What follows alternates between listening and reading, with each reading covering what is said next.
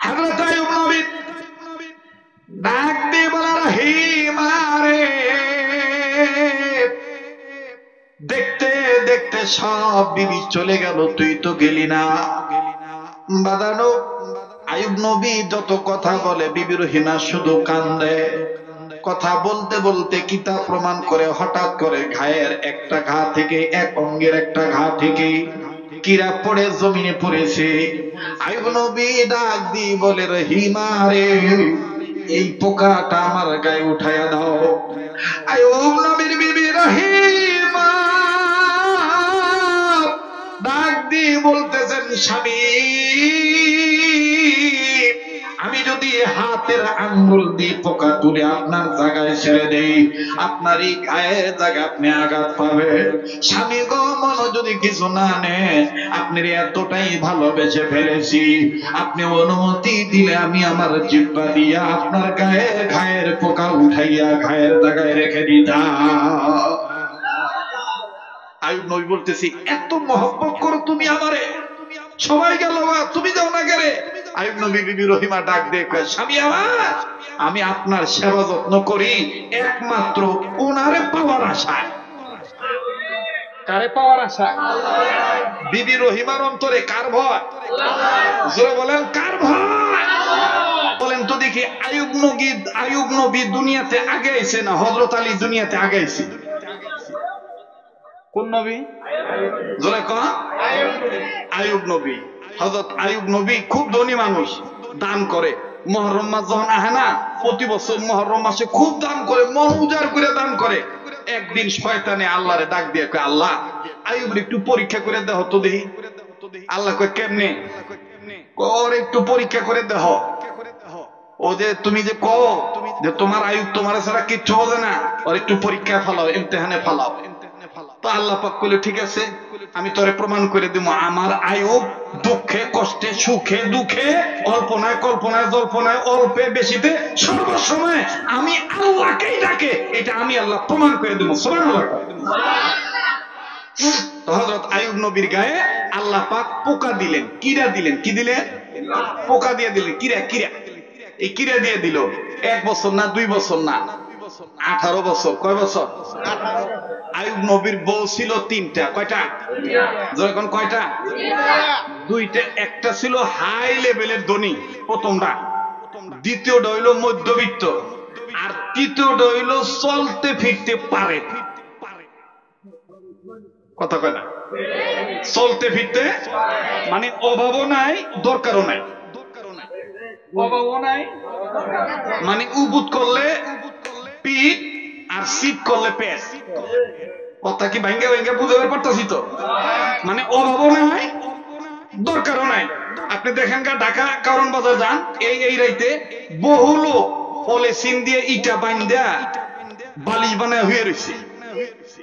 ওরে যে, আরে বাপরে বাপ, এমন ঘুম দিছে, ওর কাছে দিয়ে ট্রাক যাইবে লইছে, তাও আর ঘুম ভাঙে না। মশা যে কয় হাজার ওরে কামড়াইতেছে, তাও ঘুম ভাঙে না। আর আমাগো মধ্যে কত ট্যাবলেট খাও, কত ট্যাবলেট খাই, তাও খালি এই কাইট থেকে আর ওই কাইট, এই কাইট থেকে আর ওই কাইট, টেনশনে শেষ নাই। ওই বেটারও যদি সকালবেলা দিগান, ভাই তুমি এই নোংরা জায়গায় এই কষ্ট করে এইভাবে হুইয়া থাকো কেমনে, ওই বেটা দেখবেন ফট করে জবাব দিব, আরে মেয়ে আমি ঘুমাবো না, ঘুমাইবো কেঠা, আমারও তো অভাবও নাই, দরকারও নাই। আমার অভাবও নাই, দরকারও নাই। আর নাই নাই খাই খাই, এই নাই নাই খাই খাই কই পাই পাই পাই, এগুলো যারা করতে থাকে ওগো ঘুম নাই। আমি জানি আমার আর কোনোদিন এই বাড়ির মাহফিলে দাওয়াত দিব না, কারণ কইব যে এই হুজুরটা যে চুক্কা চুক্কা কথা কয়, কথা কিনা একবারে পিন্ডে যায়। ভাই রসকস মিলে তো আলোচনা, ঠিক কিনা? আর তো বদনাম আর করতেছি না, সমাজের বাস্তব চিত্র তো কইতেছি। তো আইয়ুব নবীর পরীক্ষা কত বছর? 18 বছর। তো মনে করেন যে গা থেকে পুষ পড়তেছে, পোকা পড়ে যায়, দুর্গন্ধ ইত্যাদি ইত্যাদি। আল্লাহ নবী তো এজন্য বিশ্রী ভাবে বলা যাবে না, সম্মানের সহিত বলতে হবে, ঠিক না? হযরত আইয়ুব নবীর এই অবস্থা দেখে বড় লোক বউ যেটা, এইটা ডাক দিয়ে কয়, আগায়ু নবী, মনে যদি কিছু না নেন, আমি আর আপনার ঘর করতে রাজি না, কারণ আমার আর ভাল লাগে না, আমি আর আপনার এখানে টিকতে পারি না। আপনি ধনী ছিলেন, আমিও ধনী ছিলাম, ধনী ঘর দেখে ধনী করে আমার বাবা বিয়ে দিছে। আইয়ুব নবী ডাক দিয়ে কয়, বিবিরে তোমার এখন কি দরকার? বাজান খুব খেয়াল করবেন। বিবি ডাক দিয়ে আমার বিদায় দিলে আমি পয়সা দেই। আইয়ুব নবী বলল, তুমি চলে যাও, আমার কোনো বাধা নাই। প্রথম স্ত্রী চলে গেল, আমার ভাইরা প্রথম ডাক দেখা দেখি, আমার বন্ধুগণ দ্বিতীয় স্ত্রী ওই সুরেই কান্দে। আর এটা মহিলাগো স্বভাব। দেখবেন যে কি হয়েছে না হয়েছে, এক মহিলা কান্দা লইছে, সরকার বাড়ির রাস্তায় যেতেছে আরো দুইটা মহিলা, দেখে যে বাড়িতে মহিলারা কান্দাছে এমনি,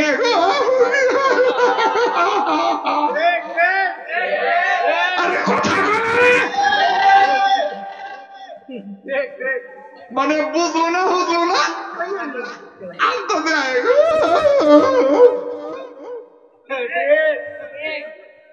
আর মহিলারা যে কত রকমের কান্দার পারে, আরে বাবা রে বাবা।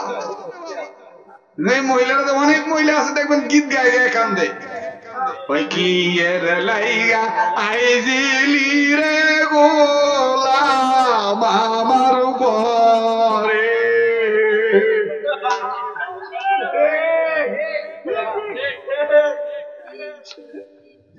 মহিলার আওয়াজ শুনতে লইছে না?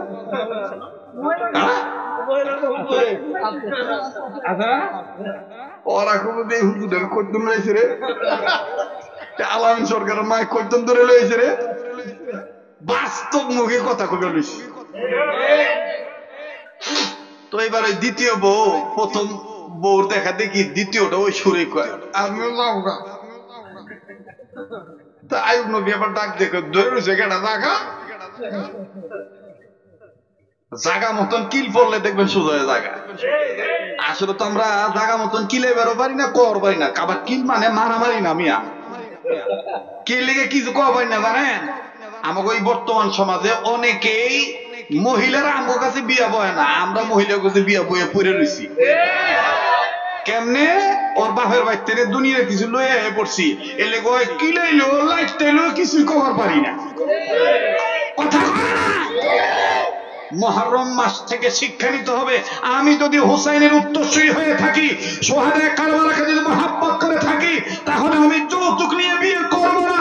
আল্লাহ আমার ভাগ্যে যা রেখেছে কোরআন সুন্নাহ মিলে সামাজিকতা রক্ষা করে পারিবারিক বন্ধন তৈরি করব, কোন দুনিয়ার লোভী হব না। এগুলো নাই আমার বন্ধুগণ। তো এবার দ্বিতীয়টা জন কয়, আমি যাবো গা। আইয়ুব নবী কয়, ধরে রয়েছে কেটা জায়গা। আইয়ুব নবী কথা মোতাবেক দ্বিতীয়টাও গেছে। কি কারণে? শরীরে কি হয়েছে? পোকা ধরছে। পরীক্ষা করতেছে কে? তিন নাম্বার স্ত্রী বিবি রহিমা। কে? রহিমা। হযরত আইয়ুব নবী ডাক দিয়ে বলে, রহিমা রে, দেখতে দেখতে সব বিবি চলে গেল, তুই তো গেলি না। বাদানো আইয়ুব নবী যত কথা বলে বিবি রহিমা শুধু কান্দে। কথা বলতে বলতে কিতাব প্রমাণ করে হঠাৎ করে ঘায়ের একটা ঘা থেকে, এক অঙ্গের একটা ঘা থেকে কিরা পড়ে জমিনে পড়েছে। আইয়ুব নবী ডাক দিয়ে বলে, রহিমা রে, এই পোকাটা আমার গায়ে উঠাইয়া দাও। আইয়ুব নবীর বিবি রহিমা ডাক দিয়ে বলতেছেন, স্বামী, আমি যদি হাতের আঙ্গুল দিয়ে পোকা তুলে আপনার জায়গায় ছেড়ে দেই, আপনার এই গায়ের জায়গায় আপনি আঘাত পাবেন। স্বামী গো, মন যদি কিছু না নেন, আপনার এতটাই ভালোবেসে ফেলেছি, আপনি অনুমতি দিলে আমি আমার জিহ্বা দিয়া আপনার গায়ের ঘায়ের পোকা উঠাইয়া ঘায়ের জায়গায় রেখে দিতাম। আইয়ুব নবী বলতেছি, এত মহব্বত করো তুমি আমারে, সবাই গেল তুমি যাও না কেরে?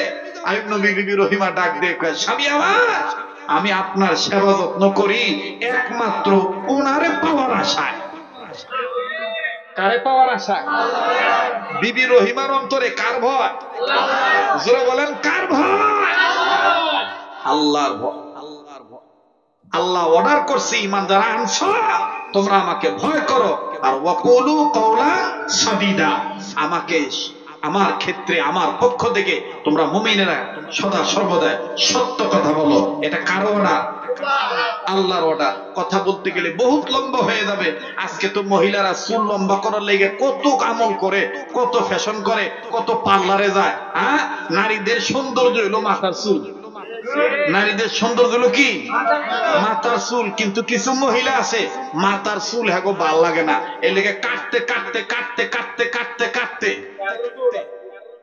আর বেটা গাড়ির উপরে মানে সেদিন দেখি এটা নিগুর মতন হয়ে গেছে, কাস্টিং মার্কা চুল কাটছে। হ্যাঁ, আর আমগো ঢাকা তো বুঝেনি, আপনারা তো ভালোই আছেন, কিন্তু অরিজিনাল ঢাকায় যখন যাইবে মনে করেন যে চোখের গোনা বাইচা থাকুক, এই বামে নাচে ডাইনে সামনে, ডাইনে সাই দিয়ে তিনটা, আবার ফিরে বামে যাই দিয়ে দেখছি এখন একটা হনা, আবার দিয়ে একালি দুঃখ কেটেলে উপরে চাই, উপরে চাই দিয়ে জানলা দিয়ে তিনটা চাই দিচ্ছে। আর আমাদের দেশে হুজুরা দেখবেন খালি ওয়াজ করে, নাউজুবিল্লাহ, বেগানা নারী দেখলে নাউজুবিল্লাহ,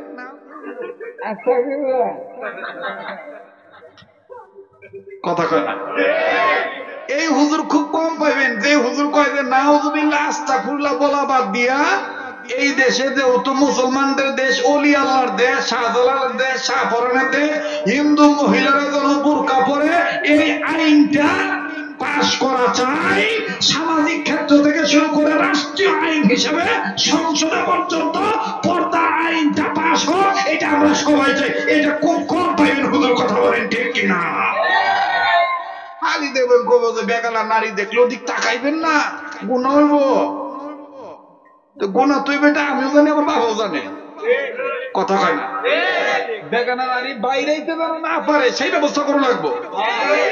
আমার বাংলাদেশে আপনি আশ্চর্য হয়ে যাবেন, আমাদের বাংলাদেশের একটা জেলা আছে ঝিনাইদহ উপজেলা, ঝিনাইদহ জেলা, ঝিনাইদহ ওই জেলায় একটা উপজেলা আছে, যেই জেলার উপজেলায় স্কুলে হিন্দু মেয়েরা পর্যন্ত বোরকা পরতে বাধ্য।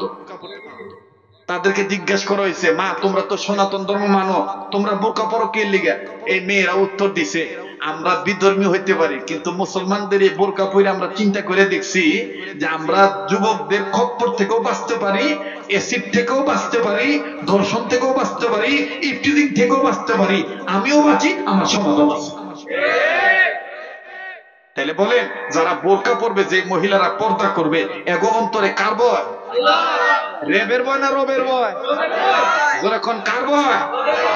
আজকের এই আশুরার এই মুহররম মাসের 10 তারিখের আজকের ওয়াজের সাবজেক্ট হইল রেবের ভয় না রবের ভয়? একদম সাদা সিধা ওয়াজ। রেবের ভয় না, যার হবে রব তার হবে, যার হবে রব তার হবে সব। কাকে ভয় করব?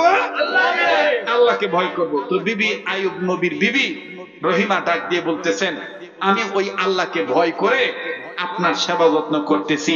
আইয়ুব নবী বললেন, শোনো শোনো, তুমি আমার সেবা যত্ন করতেছো, আল্লাহ তাআলা আমাকে কি জানাইছে জানো? বিশ্ব নবী মুহাম্মদ সাল্লাল্লাহু আলাইহি সাল্লামের সাথে যেই নবীর উম্মত হওয়ার জন্য আমরা আল্লাহর কাছে দরখাস্ত করছিলাম, ওই নবীরে তোমার নামে বানাই দিব আল্লাহ। সুবহানাল্লাহ কইবেন না? সুবহানাল্লাহ কইবেন না? আমার আবার একটা বদভ্যাস হলো, ওয়াজ করবার গেলে খালি ওয়াজ বাইরেই থাকে।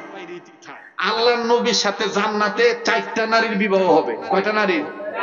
জোরেন কয়টা? আবার কোন কয়টা? বিবি রহিমা, বিবি আসিয়া, সুবহানাল্লাহ কোন? হযরতে মারিয়াম, সুবহানাল্লাহ কোন? আমার বন্ধুগণ, আমার ভাইরা, এভাবে 4টে স্পেশাল নারীদেরকে আল্লাহ তাআলা আল্লাহ রাসূলের সাথে বিবাহ দিয়ে দিবেন, আল্লাহ রাসূলকে স্বামী বানায় দিবেন। সুবহানাল্লাহ বলেন। থামেন, ওইটা রিজার্ভ রাখলাম।